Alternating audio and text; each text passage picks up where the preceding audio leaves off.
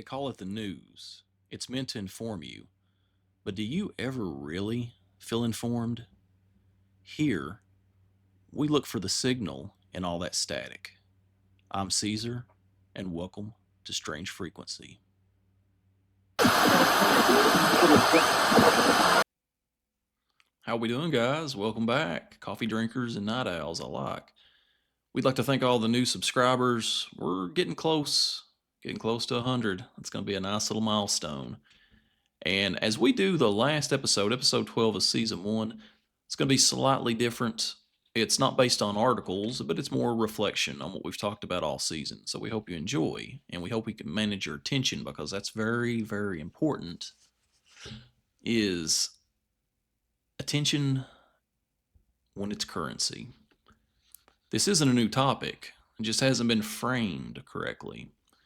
Everything we've covered this season comes back to one variable most people underestimate, which is attention.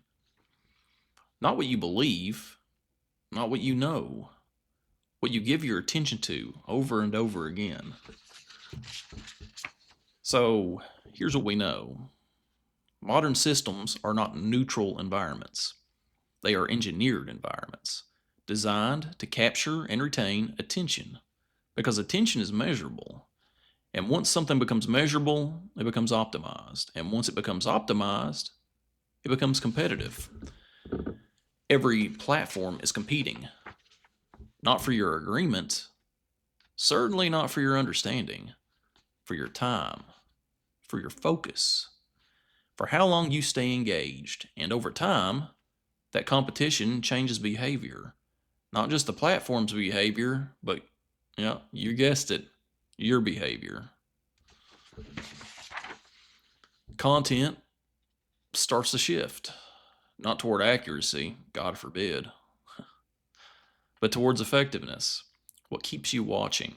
What keeps you reacting? What keeps you coming back? Which means the system rewards emotion over clarity, speed over depth, and reaction over reflection. Now, connect that to everything else, to the dopamine loops, to the algorithmic feeds, the constant stream of information, the sense that something is always happening. None of that is accidental. It's structural. And the structure is built around one goal: retention. So I ask a different question, not why is everything so damn loud, but why does everything want my attention? And what happens if you stop giving it so easily? Because in a system like this, attention is not passive, it's participation. And most people are participating without even realizing it.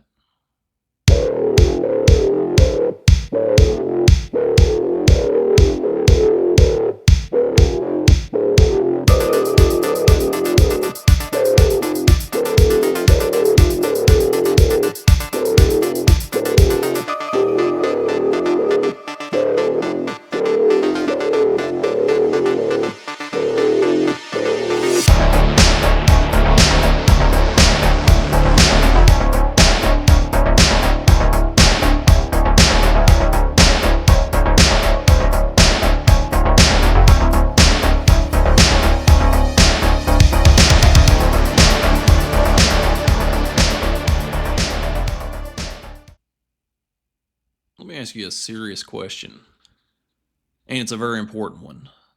Can you still think clearly? We've talked about the system, how it works, what it's designed to do. Now the question changes. Not what the system is, but what the system's doing to you, your friends, your family, what it's doing to me, my friends, my family. Here's what we know. Most people today are not lacking information. Hell, they're surrounded by information. Constant input, constant updates, constant stimulation. That's why we're a generation that's more exhausted than ever, and physically we do less. That's why SSRIs are on the rise, because the brain is completely overwhelmed. At any given moment, there's something to watch, something to read, something to react to. I'm guilty of it myself. TV on here, phone playing a video also. And over time, that changes things. That changes the brain. The brain adapts. It has to. It adjusts to speed, to volume, to constant input. And once it does, silence starts to feel uncomfortable. Stillness feels unnatural. And thinking without distraction becomes so much harder. Not because people are incapable, because they're rarely uninterrupted. There's always something pulling attention, a notification, a headline, a thought that leads to another screen, and over time, focus fragments, not all at once, but very gradually. Now consider this. If your attention is constantly interrupted and your environment is constantly shifting, when do you actually process anything? When do you sit with a thought long enough to actually understand it?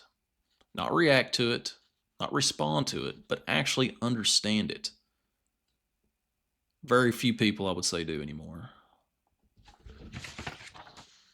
Because reaction is easy, reaction is fast, it feels productive, but clarity requires time. And time is exactly what the system is designed to take away from you. Not forcefully, gradually, subtly. Very insidious when you think about it. So the question becomes more direct. When was the last time you sat in complete silence without reaching for something? No phone, no background noise, no input. Just your own thoughts. And if you did, could you stay there? Because if that feels difficult, that's not random, that's adaptation. And I am certainly not sure that that's a good adaptation. Once you see that, you start to understand something. Clarity isn't lost. Clarity is being crowded out. And if it can be crowded out, it can still be reclaimed. And that's something we'll probably lean into more in season 2. So far, that's the truth, though. That's the signal.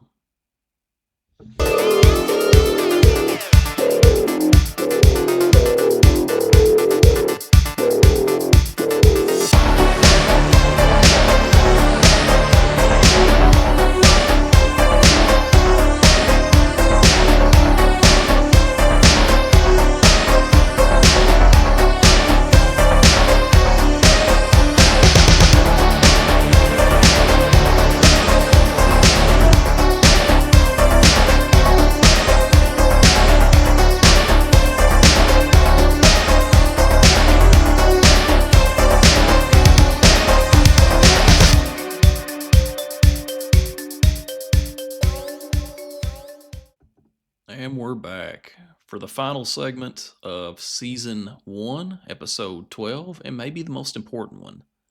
We call this segment Finding the Signal. We've talked about the system, we've talked about attention, and what constant input does to the mind. So now the question becomes simple. What do you do with it? Because the system isn't going anywhere. It's not going to slow down either. Too much money. It's not going to become less competitive. And it's not going to suddenly prioritize your well-being. So the solution isn't to escape it. The solution is to understand it. So here's what we know. You don't need to consume everything. You've heard that before, I'm sure. Your mom may have said that to you whenever you're putting too much on your plate. You don't need to react to everything. Not everything needs your comment, right? We probably comment too much on things. And you don't need to stay inside every loop you're pulled into, but most people do. It's understandable, automatically, and without thinking. Because the system is designed to feel natural, effortless, normal. But once you see it, it stops feeling neutral. You start to notice the pull, the repetition, the patterns.